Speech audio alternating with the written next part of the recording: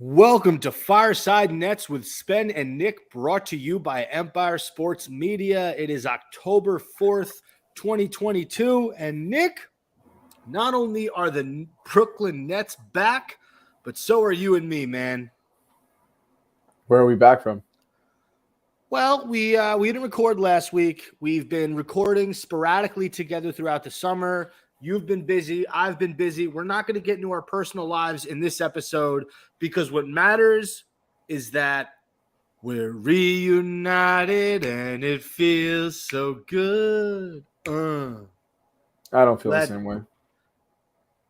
You're really not happy to be back and doing this? I mean, we're getting into the thick of things, Nick. We actually, for the first time since we got swept by those pesky motherfuckers from Boston, we have Nets basketball to talk about. Like actual physical shoot, dribble, pass, rebound sometimes, Nets basketball. Yeah, but we got absolutely demolished. It doesn't matter. Look, I was going to go into this episode, and let's get into it. Let's get into this first Nets preseason game. And by the way, if you missed it, Fireside Nets is brought to you by Empire Sports Media. If you guys want a great website with excellent blogs, the New York Yankees, the New York Mets, I know they're not playing too well right now, the NJ Devils, the New York Rangers, the Jets, the Giants, whoever you like, check out Empire Sports Media. Big shout out to our guy, Alex Wilson, who runs it and puts on this podcast. Okay, Nick, let's get into this first preseason game. So I was going to go into this episode initially mad that we lost.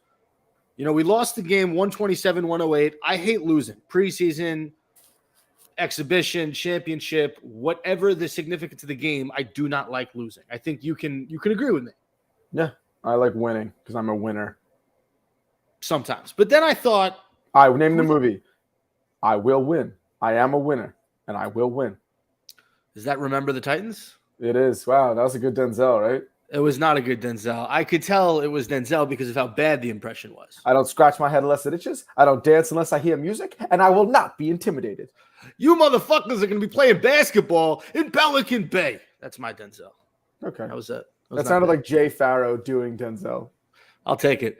I thought more about it, and I'm not going to go into this sequence or this segment with the take that I'm mad the Nets lost. This is the first time this group of guys played together. I think you look at the Sixers, a lot of returning faces. I know Harden and Embiid did not play, but Maxi was in there. Tobias was in there. The Sixers have a lot of guys that are coming back and that played a lot last season. Thibault played a good amount. So forget about the result. Forget about the fact that the Sixers were kicking the crap out of us in that first quarter. I think they put up 42 points in the first quarter, if I'm not mistaken. We got to see Ben Simmons, Kyrie Irving, and Kevin Durant on a basketball court together on the same team. So the first thing I'm going to ask you, Nick, what were your first thoughts on the new look Big Three? Ben Simmons did not look like a pussy. That was a huge win for the Nets. When Ben Simmons was not scared to play basketball, he was not a mental midget. He didn't play the extensive 6'9".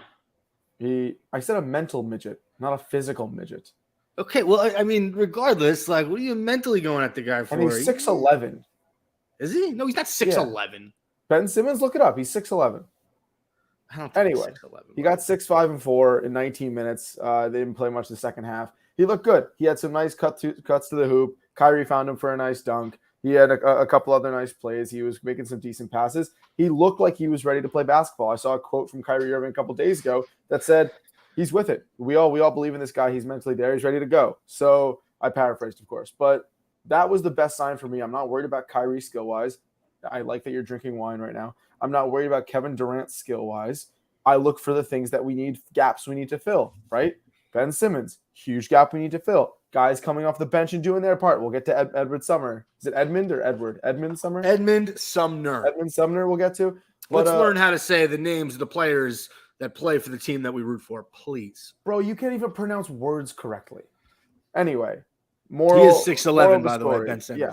Moral of the story, I'm excited for Ben Simmons. It was very surreal seeing him out there playing, and it seemed very normal. And I'm excited for that to become the normal this season, having that big three, playing together, bouncing off each other well, and the chemistry was there.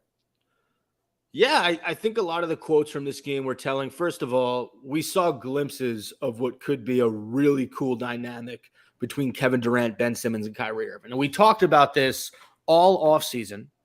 But Ben Simmons is a pass-first player. Can he be aggressive? Can he look to score occasionally? Sure. But he's more or less looking to get guys involved. What do Kyrie Irving and Kevin Durant love to do? They love to score. They love to shoot. So you saw Simmons, on the receiving end of a few passes from Kyrie. You also saw a few KD and Kyrie buckets on the receiving end from Ben Simmons. We're going to see a lot of that. So I thought that was a very cool dynamic. I wouldn't say, first of all, I never thought the fact that you had to say he didn't look like a pussy. I don't think he's ever looked like a pussy. He's a 6'11". I'm sorry. Dude. Let's not. Okay. First of all, we could say the word like wimp. I don't want to offend anybody, but you've never thought he looked like a wimp or a mental midget when he could not hit a freaking free throw for his goddamn life? I thought it was funny. You said you don't want to offend anybody, and then you said mental midget for the 9th time on the episode. Who cares? We're arguing over semantics. My point is the quotes after the game were telling. They asked him, "Were you nervous?" I'm paraphrasing on what he said, but he basically was like, "No, I was excited. This is basketball. This is my life. Forget about all the drama. Forget about everything that's happened in the past year and a half. This is what he does." And to see him back on the court in a new home, in a place where he feels comfortable both mentally and physically, it was a really cool sight to see. And the fact that he, and then what Kyrie Irving said at halftime, he basically said, he told Ben Simmons, playing, despite what you've heard, playing with talent like us is going to open up the floor for you, and it's going to create opportunities for you. I'm paraphrasing. I don't have these quotes in front of me. I think it's a pretty good you don't job even know how tall the players are. But so for me, watching the three of them play, it was very cool. And I think, what Ben Simmons brings you is something completely different than what James Harden brought you. James Harden brought you a third elite scorer. Ben Simmons is not an elite scorer. But Ben Simmons is up there with James Harden when it comes to passing the ball. And what Ben Simmons can do defensively and on the glass is something James Harden can only wish he could do. So I want to get that out of the way. Are we ready to move on from the big three, Nick, or do you have any final thoughts? No, happy with how everyone played. Look good. All right. So this might be a con depending on how you look at it. I look at it as a negative. You might look at it as a positive. I think the Nets have somehow figured out to have too many shooters on this team. When Seth Curry's healthy, you have Seth Curry, Patty Mills, Joe Harris, and Royce O'Neal. 4 guys that can shoot the three very well. One of them is able to defend the ball. And the other 3, not so much. So I guess I'm worried because if you're going to play all those guys decent minutes, they're not all going to get hot every game. I guess, is that fair to think that the Nets are going to kind of rotate those 4 guys and see, which one has the hot hand? Yeah, I think that's not a bad problem to have. I think you put in guys like Patty Mills, Joe Harris, like you're saying, Royce O'Neal, obviously more of a defensive player. And if Patty Mills is hot that game, he gets more minutes. If Harris is hot, he gets more minutes. Curry, whoever it is. So I don't mind that. I do think we are going to have to stick to Joe Harris. Honestly, I think we've just been committed to Joe Harris for the past, 5 or 6 years. He will always get priority over those other guys. But like we've seen in the past, Joe Harris, bless his heart, has choked in a couple big moments in a couple big games, back-to-back years. So what I will say is you start with Joe Harris, but it's nice having those safety nets where, God forbid, I'm going to keep mentioning God here, God forbid Joe Harris has an off game come end of the regular season, postseason. We do have those other pieces to kind of come in sub for him, whereas in the past, I don't think we had the depth, right? We were putting in a guy like Cam Thomas, a guy like Kessler Edwards, who were not nearly mature enough and ready enough to go out there and be a contributing factor on this team. So that, to me, getting that depth, yes, there is some repetition in what they do skill-wise, but it is better to have that safety than to not have it. And we did add height. We have Morris now. We have Watanabe. We have guys who do fill that gap better than Bruce Brown did, who give us more of those small forward, power forward, rebounding presence. So we kind of have the best of both worlds, in my opinion, right now. We are a little bigger. I agree with you there. And then I don't know if you've seen Bruce Brown and Jeff Green look like they're loving it over in Denver. Bruce Brown said that he dunked on Jeff Green in practice, and Jeff Green basically said he's lying. So I don't know who you want to believe there, but I do agree. We got a lot bigger. So I look at the 4 guys I mentioned, right? We weren't able to see Seth in the preseason game. He's still recovering from that ankle surgery he had in the offseason. Patty Mills is going to be a guy that's not going to play as much this year just by nature. He was forced to play, I think it was 29 minutes a game last season. He was asked to do something that just he's not capable of at this age. So you're going to see his minutes go way down this season. For me, it comes down to Royce O'Neal or Joe Harris. Who do you want in that, who do you want at the end of the game, closing it out with KD, Kyrie, Simmons, and Claxton? If you watch the preseason game, Royce O'Neal looks like someone who just makes winning plays defensively, offensively, on the glass, hustle plays. He had a very nice game. What did he put up? I have the stats in front of me. He had 11 points in 17 minutes, 2 rebounds, and I like that he's 0-0. I think that's badass. Nothing against Joe Harris. He was a little rusty in this one. Joe finished with 6 points. I think he had 2 threes. But Royce gives you something that Joe just doesn't give you. So me personally, if we're going to look into that starting 5 to start the season, I would like to see Royce in that small forward spot over Joe Harris. That's just me. Yeah, I second that. I like Royce O'Neal. I don't think it's going to happen.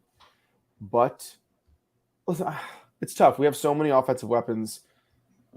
I still think Joe Harris at his best is fucking huge for us. But we'll see what happens. So who's your starting 5? It's Joe over Royce? I agree. Royce has a defensive presence and he can kind of, be a piece of the puzzle better than Joe can. But I still think it's Joe after all he's done for us. He's had such consistency in the regular season. I think we give him a shot. I think you just think he's handsome. Joe's not a bad defender either. He's not great, but he's fine. He's passable. He's not Isaiah Thomas. He's not as good as Isaiah Thomas Pistons. He's not as bad as Isaiah Thomas of recent times. I'll tell you this, Nick. A guy who we've been waiting on all summer to see. They've spoken highly about his offseason. His conditioning's gotten better. Nick Claxton. In 14 minutes, Nick Claxton had 12 points and 4 rebounds. He's the guy who's going to be essential to this team's success. I think that the Nets are going to have a competition at the backup center spot. I think it's really going to be a two-way battle between Markieff Morris and Day'Ron Sharpe. I think they wanted to go into this season with Sharpe as the backup, but I look at what Claxton does, what Sharpe does, and what Morris does, and there's one guy out of those 3 who can stretch the floor and give you something as a stretch 5, and that's Morris. And as a veteran, he proved in this game he hit let's pull up the stats. Where did Morris hit in this game? Do you have it on you? Morris had Markieff Morris 6 points in 9 minutes. All right, that's not bad. That's almost a point a minute. And I just don't see, Sharpe was great at moments last year, but the consistency wasn't there. I think he's a year or 2 away. I think with this squad, you can't have 2 guys that are sort of similar to each other in Claxton and Sharpe. They both play off the ball. They're both rebounding heavy. They're not the biggest centers in the league as Sharpe hits that layup and gets fouled. I'm watching a replay of the Nets game, by the way. So, yeah, I guess – we started this off with Clax, but are you excited to see sort of Clax's growth and development in this upcoming season? I honestly really like Clax in this last game. That was a big sign for me, showing his confidence and aggression. 12 points in 14 minutes, 4 rebounds, not as much as I would have liked, but he was aggressive, dude. He was making good cuts to the hoop. He was getting open. He had some great chemistry. That's been building over the years with guys like Kyrie. Even him and Ben Simmons connected on a couple. So I was super excited. I like the shaved head. It seems like he's just like, I don't care what your haircut is, doesn't matter. But I like change, right? To me, if whether you shave your head or you grouch your hair, you wear a headband, you wear a wristband, whatever it is, I like someone saying, I'm ready to do, there's going to be a change this year. There's going to be a change in my intensity, and therefore I'm going to do something different with my style, with my look. To me, that shows he's ready to be a new player. He's ready to take a step up. And that gets me very excited about the season because I've said to you probably on 10 pods before, Claxton is developing slowly. Claxton is not where he needs to be. It's been 3 years, and he's still freaking averaging a point higher than he is after every year. I need to see a 10 points a game jump to 20 points a game jump. I need to see a 6 rebound a game jump to 10 rebounds a game jump, and I haven't seen that yet. This preseason game, yes, it's one example. Could always be an anomaly. I'm going to be optimistic, though. If Claxton plays as aggressive as he did in that game, if the chemistry is starting to get there with all these players over the past few years, I am very excited to take Claxton and put him in that starting role that he's expected to be in after we get rid of all these guys like Griffin, Aldridge, saying goodbye to all these players. Day'Ron Sharpe's not ready to be in a position like that. So, yes, happy to see where Claxton is, hoping that development isn't a fluke and it continues going into the season, and he keeps elevating into that player we've been waiting for him to be for so long. Yeah, my only pushback is Joel Embiid did not play in this game. So, I'd like to see Nick Claxton do it against... Dude, I'd put Simmons on Embiid at that point. Oh, that'd be a fun matchup to watch. Yeah, right? Simmons and Embiid. You can't listen. There's the Embiid, there's Jokic, there's guys he's not going to be able to guard and keep up with. We don't need him to be. We need him to be the middle of the pack, 12 to 18 top centers in the league, or even be able to guard those top centers in the league. If he can stop Brook Lopez, I'm feeling okay with that. All right, Nick. Sticking with this preseason game, we had some new faces in new places. Yuta Watanabe and Edmund Sumner both actually looked pretty darn good for the Nets, Nick. Watanabe had 10 points in 16 minutes, while Sumner had 12 points in 15 minutes. I think Sumner has a chance to come out of the pack as a backup point guard to Kyrie Irving and to Ben Simmons. Out of everyone I've seen on this team, I don't love Patty ever running the point. I don't think Kevin Durant should have to run the point at this point. No pun intended. I like Sumner's game. I think he can handle the rock. I think he's quick. I think he's a smart player. I actually really like him as a backup point guard option throughout the season. But who are you more surprised with? Who are you more impressed with, Watanabe or Sumner? Sumner. I've seen Watanabe play before. I think he's pretty middle of the pack. I think he'll never be really that 6'7" for us. We're pretty deep right now, and I don't see him taking too many minutes from Morris, obviously not from Durant, even from the Joe Harris, Curry, like things like that. I don't see Watanabe jumping in and playing a huge role. We do need someone to come off the bench to back up Kyrie. Mills is getting old. He's kind of a three-point specialist. He's a little bit of a defensive liability. Sumner, man. So people who don't know Edmund Sumner, he went to Xavier. He was on the Pacers, and he was actually averaging almost 8 points for the Pacers in 2020, shooting at about 52%, but he tore his Achilles right after he signed a 3-year, like $6.5 million deal with the Pacers. He was on track. He was improving, and he was looking good. He's a great athlete. He's quick. He's smart with the ball. He's got a great first step. So I was really glad to see him. And also, as someone who tore their Achilles, glad to see someone bounce back from that injury with confidence. I mean, those of you who don't know, that's one of the hardest things in life as an athlete to come back from. And it takes grit and determination and heart and a desire to win and to improve to come back from an injury like a torn Achilles tendon. So I got to give props to my boy Edmund Sumner. But like you said, he's going to carve out some minutes for himself. He looked good. And he was coming off this injury after actually finishing a couple seasons, improving year over year. So cool to see him jump back in, continue improving.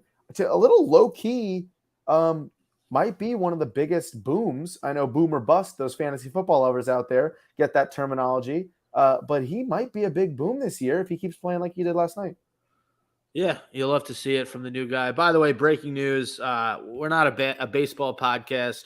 Aaron Judge has broken Roger Maris's record, American League home run record, with his 62nd home run of the season against the Rangers on October 4th, 2022. Where were you when Aaron Judge broke Roger Maris's home run record? I was recording and listening to Fireside Nets with Spen and Nick on Empire Sports Media. So I think that's cool. That is cool. Good for him. Good for him. All right. We're a Mets podcast, but that's cool. I'm not a Mets guy. Welcome back to Chris Choyoza. Familiar face. Yeah, I was Nets. like, wait, who's that? I know. 0 points for Cheese in 11 minutes. He will not be getting much run this season if the Nets want to be successful. But he's got a championship ring with the Warriors from last year, so he brings his championship bench pedigree to the Brooklyn Nets. I'd like to also give a shout out to Cam Thomas. That was my next segment. But dude, I gotta say he had one sick drive where I think he might have finished an and one, and it just looked like the most athletic thing I've ever seen. He was like in the air for 20 seconds, came down, finished over somebody. It was pretty sweet. It was gnarly. I got 3 words for Cam Thomas, okay? Figure it out. You have to figure it out, because if you're not able to carve out your role on this team, Sean Marks will trade you faster than Nick can, I don't know, say the alphabet in Hebrew. I got nothing. There you go. All right, and then the final part of this game was, hey, Kessler Edwards, hey.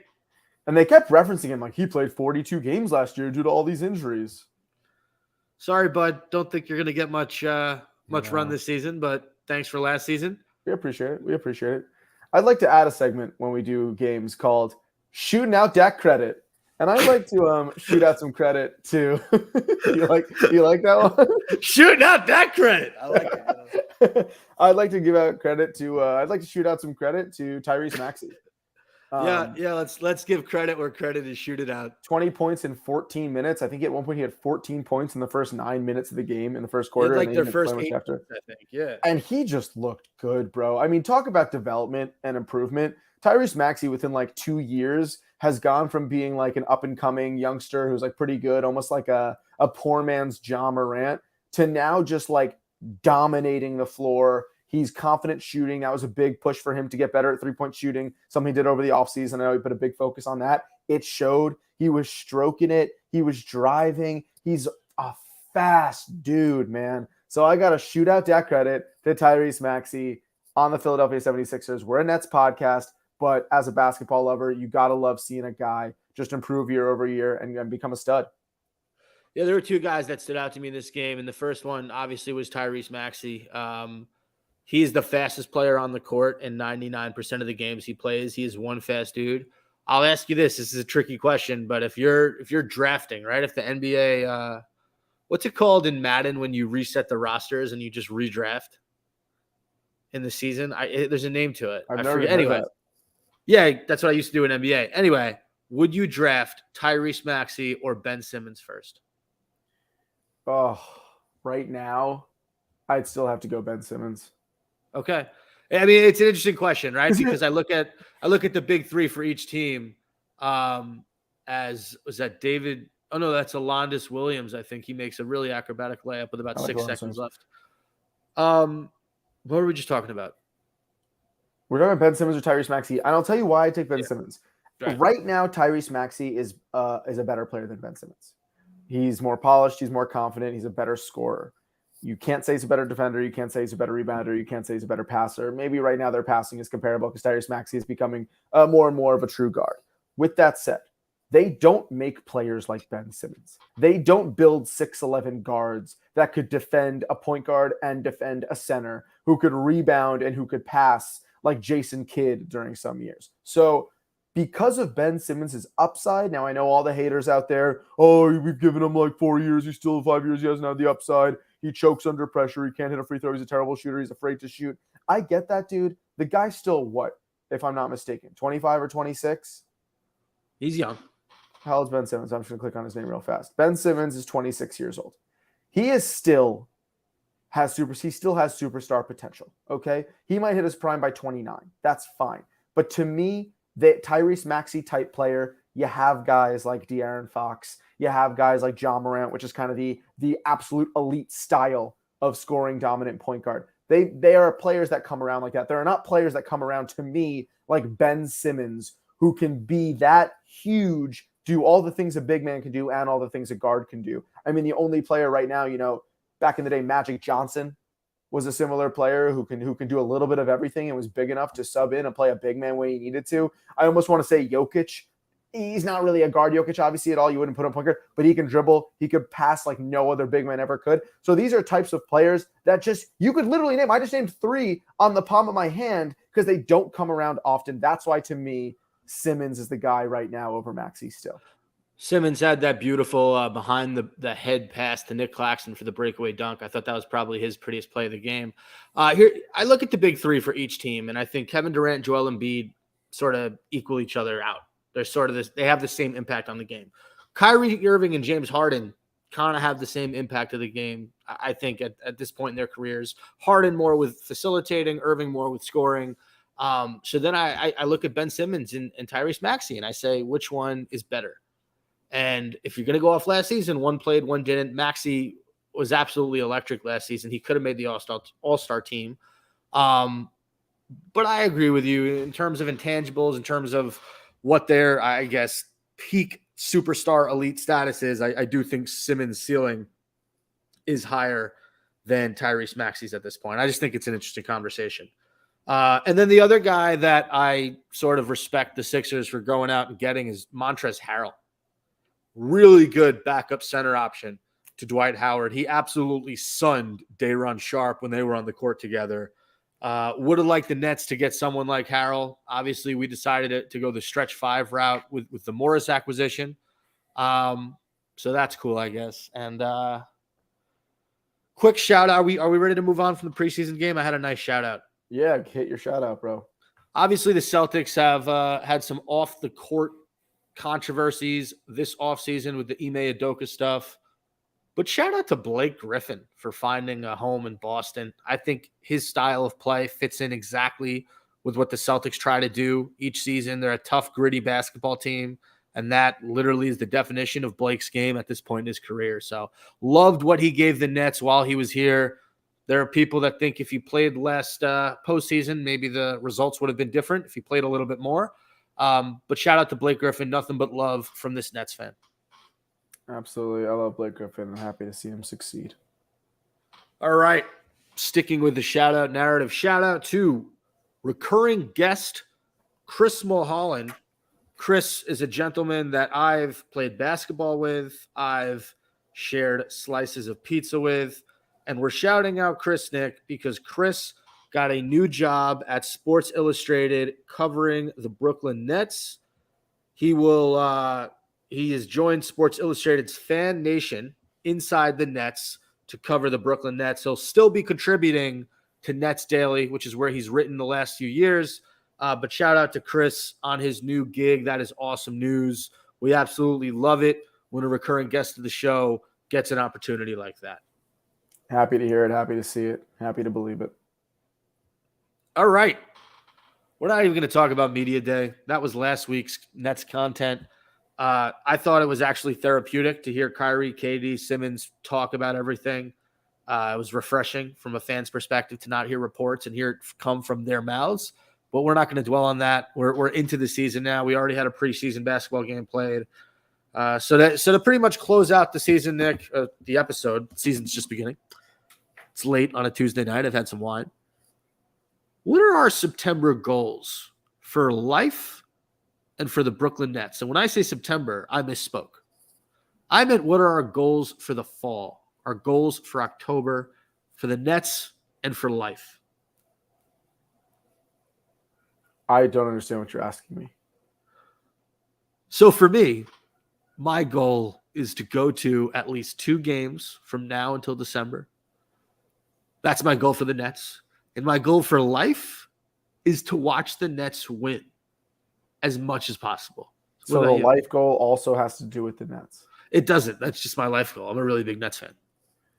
Okay, that's probably the dumbest question we've ever had on the podcast. I guess my Nets goal is to watch as many games as I can in person and on TV. And my life goal is to not have to spend this much time a week talking to you and listening to stupid questions. Wow. I think you got a better chance of accomplishing your Nets goal. All right, Nick. Finally, to end the pod, practice in the park is coming up. I believe it's October. Do you know what day it is? I should probably know this. Oh, I don't know, but I'm going to try to win raffle that shit. You're going to try to go? Yeah. Okay, Nets to host practice in the park. It's at the Brooklyn Bridge Park next week on October 9th. That is a Sunday. It's a free event. It begins at 12 p.m. and will feature entertainment honoring the team's celebration of 10 years in Brooklyn. You'll have Kerry Kittles will be there, former New Jersey Net, D.D. Richards of the New York Liberty. You'll also be able to watch performances by Joey Badass and Flip De Niro, the Brooklyn Nets dance team, Team Hype, and the Brooklyn Nets Beats Drumline. So, Nick, that's going to be a fun event. You happen to live in Brooklyn. Will you be attending? If I can, it's a raffle, so it's tough to get tickets. We tried last year, we didn't win, but you got to snatch them up as soon as you can. Tell them your Fireside Nets. Tell them who you are, and hopefully they can help you out. Yeah, I'll do my best. All right.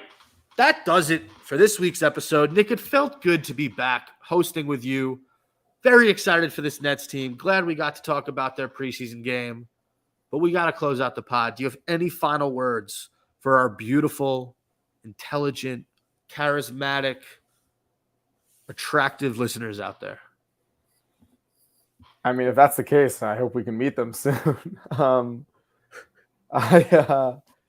No, I mean, listen, fall's coming. It's a little rainy here in New York City. It's a little bit of a seasonal change, and sometimes that changes our mood. So I just want to say, stay positive, stay motivated, keep doing what makes you happy. If you need to get a workout in, it's harder obviously right now. Do something at home, but make sure to keep exercising, get a sweat in, meditate, whatever clears your mind and keeps you productive and focused on your goals. And I think that's the most important thing during any time. Yeah, and I just want to say, do what makes you happy. If you feel like getting a personal pizza with a side order of mozzarella sticks, maybe a little garlic bread, you have some Dairy Queen for dessert, maybe you get a hard-coated chocolate shell, absolutely go for it, because life's too short to just exercise all the time and not eat pizza and ice cream. The Giants are 3-1. That is amazing. The Nets are soon to follow. Go Nets. Thank you guys for listening to Fireside Nets with Spen and Nick, brought to you by Empire Sports Media. And as always, catch a on the fireside.